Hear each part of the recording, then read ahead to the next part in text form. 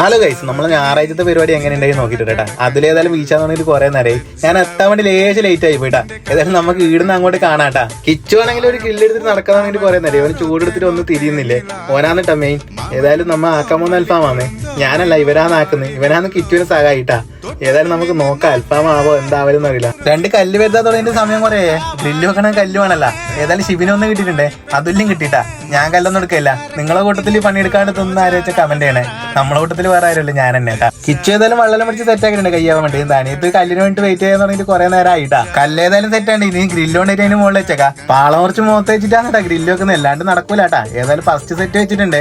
എന്തായാലും എന്തോന്നും അറിയില്ലാട്ടാ. കിച്ചു ഒരു രക്ഷയില്ല. എവിടെ നോക്കിയാലും കിച്ചു തന്നെ ഒരുത്തിരിയുടെ ചൂടെടുത്ത് മുഖം കഴുകിക്കൊണ്ടിരിക്കുന്നുണ്ട് ബക്കറ്റിൽ വെള്ളം എടുത്തിട്ട്. ഏതായാലും ആദ്യത്തെ സെറ്റ് റെഡി ആയിട്ടുണ്ട്. എങ്ങനെയുണ്ട് എന്ന് കമന്റ് ചെയ്യണേ. അത് മാറ്റി വെച്ച് നമ്മൾ അടുത്ത സെറ്റിലേക്ക് കടന്നിട്ടുണ്ട്. ഏതായാലും മസാലയിൽ ഇവർ അടിപൊളി ആക്കിട്ടാ.